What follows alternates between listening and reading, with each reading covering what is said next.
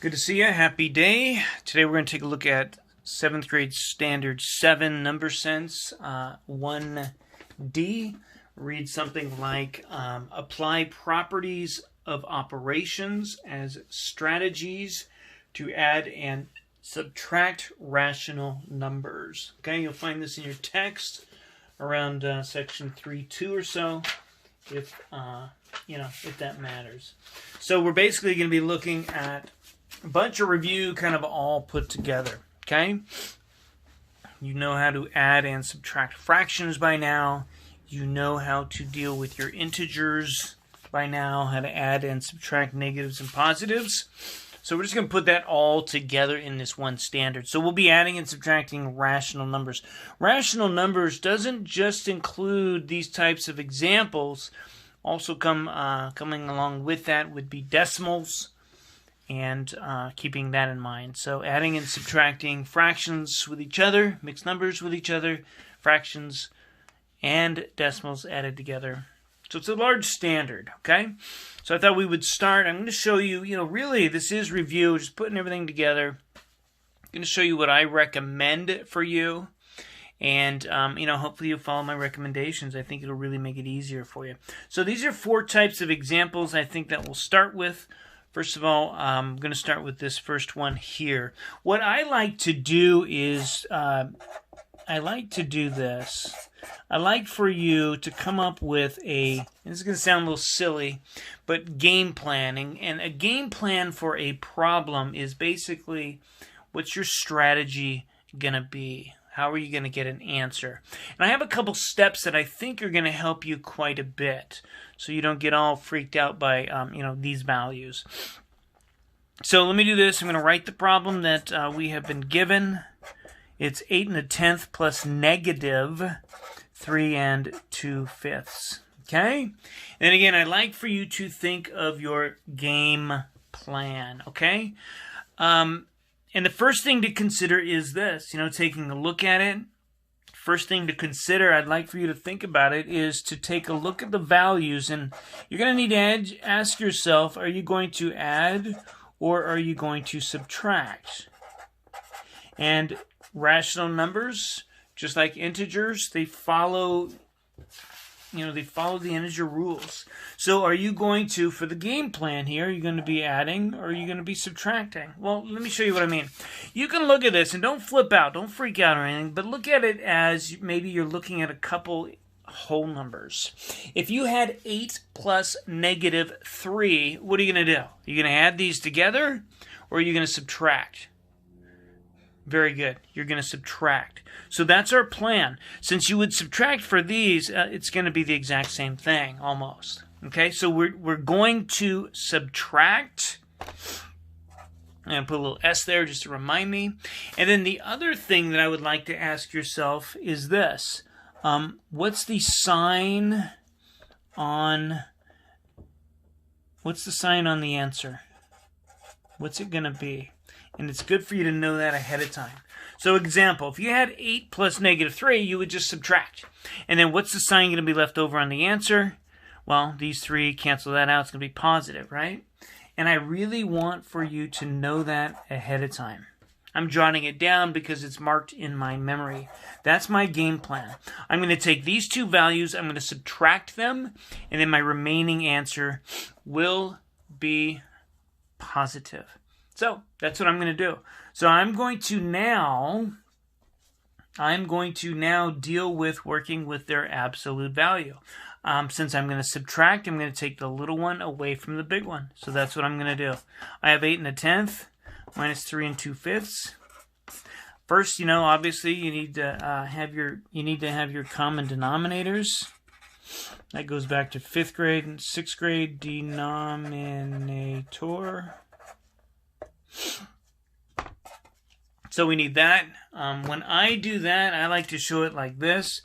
This whole fraction will get multiplied by 2. It's really 2 over 2. It's really 1. It's really being multiplied by 1, and you can multiply anything in the whole wide world times 1, and it won't change the value. Okay? So I'm going to slide this over. I've got 1/10. I'm going to slide this over. This is 4/10. And now I'm going to subtract. Okay? These are my new fractions. Well, obviously, I can't take 4 from 1, so in this situation here, again, you guys did this. You've seen this before, 5th grade, 6th grade. You need more up here. So where do you get them from? The whole number. Make that a 7. And what I like to do when I am borrowing is whenever you're borrowing, whatever number is on the bottom, that's how much you get when you take out one whole number, because this is 10/10ths, right? So I'm going to add that up to the top. 10 plus 1 is 11. Now I can subtract. 11 minus 4, 7. 7 minus 3. Okay? Then I'm going to go back and just double check myself, okay? It's a positive answer, okay? So I found common denominators. I worked with their absolute value. Absolute value. And then I have to remind you, triple exclamation mark, watch the sign on the answer. It's easy to leave off. I've seen it. I've done it many times. So, you got a game plan. Good. Figure out your game plan, then move into working with the problem. And my final answer then is 4 7/10. Okay? So that's the idea there. We're going to go ahead and do another one. Another example. I'm going to follow the exact same steps. Let's go with this next one. It's not going to involve borrowing, I don't think. The next example is this one up here. So it's negative 9 2/5 plus 3 1/4. I'm going to go to my game plan now. I am imagining that these are whole numbers. I'm imagining that these are those. And according to what we've done in the past, do you add these or do you subtract these? Good. Signs are different, so we subtract. Very good. And then, whoa, come back. Holy moly. Wow. You see that? Sorry. Anyway, so we would end up subtracting to get negative 9 plus 3. This is negative 6, right? So we subtract, and then what's the sign on the answer going to be?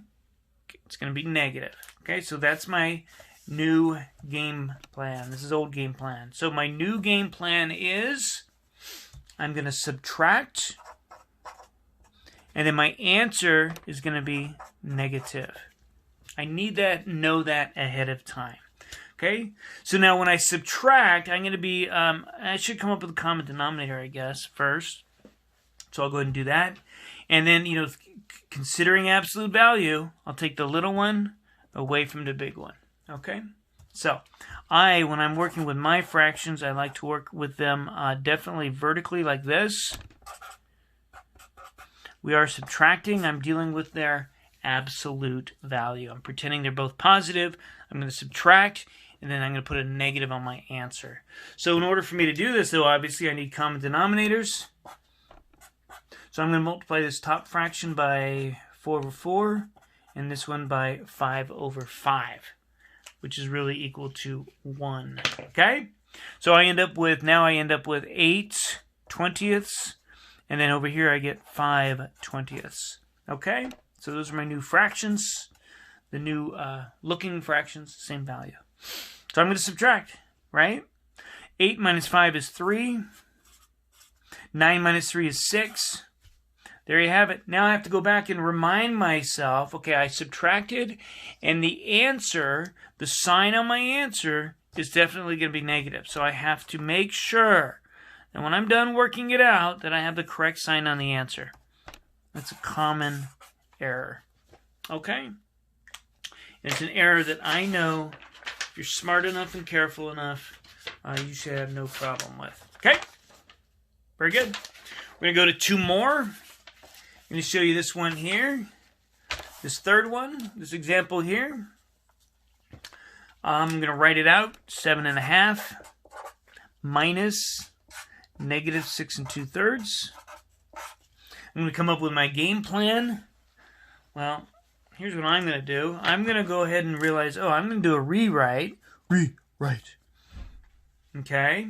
So that tells me everything. If you had this here, what would you do? You would add them, right? You would add them. And what's the sign on your answer? It's going to be positive. Okay? So that's my game plan. I'm going to add, and it's going to be positive. Okay? This is very, very important that you follow the game plan. Okay? So I need a common denominator, and I'm going to work with their absolute value, and then double check that sign on my answer. So I'm adding 7.5 plus 6 2/3. I need a common denominator. This top one gets multiplied by 1, and the bottom one gets multiplied by 1 in this form. So I got 3/6, and I've got 4/6.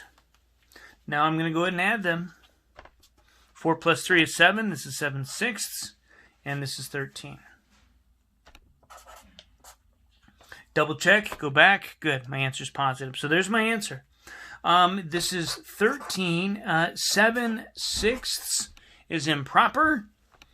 It's really 1 1/6, right? So I need to put the 1 1/6 together with the 13. And that'll get me 14 1/6 positive. All right? So I encourage you to watch this and to follow the similar steps. If I've gone too gone too fast, the best you can do is practice, practice, practice. And watch the video again and again. You can watch it slower. Okay, and we'll do some of these in class together. This last one is, you'll see a few of these types on the homework. Really not that big of a deal. Okay. You know, I kind of think I threw this in here because, I don't know.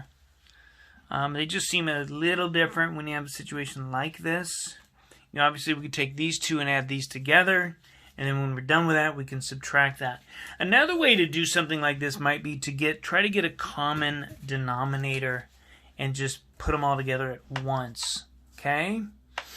So I've got a 2 and a 3 and a 4. And if I keep listing their multiples, I think you're going to realize that eventually 12 is the common multiple. It's the common denominator. So that's what I'm going to do. I'm going to change all of these fractions so they have 12 at the denominator. That means this one gets multiplied by 3, this gets multiplied by 4 over 4, and this one gets multiplied by 6 over 6. I'm just doing them all at the same time. So this is 30 twelfths plus 8 twelfths minus 9 twelfths. So in a situation like this, you might, this might be a little bit different. Maybe not. You're more than welcome to add the first two together and then subtract the last one. What I like to do is when you have several fractions and you get all the same denominators, what I like to do then is just ignore the denominator. We know it's going to be 12, right, no matter what. So I like to ignore that denominator and then just calculate the numerator part. 30 plus 8 is 38. Minus 9 is, oops, I got to do that. It's 29. So 30 plus 8 is 38. Minus 9 is 29. So this ends up being 29 twelfths. Or you could call it, what, 2 and 5 twelfths. Something like that. Okay? So you'll see a couple of those types of problems also. All right, so we'll continue. We'll work together and practice. But there's nothing better than you actually getting the work done. And we are working on number sense 7, number sense 1d. You're adding and subtracting rational numbers. And I firmly recommend that you come up with a game plan ahead of time. You decide what it is that you're going to do, add or subtract, and what the sign on the answer is going to be. Wouldn't hurt for you to literally write it down. And then you're going to come up with common denominators or whatever the situation is. Work with their absolute value. And make sure you double check that sign on the answer. All right. Thank you.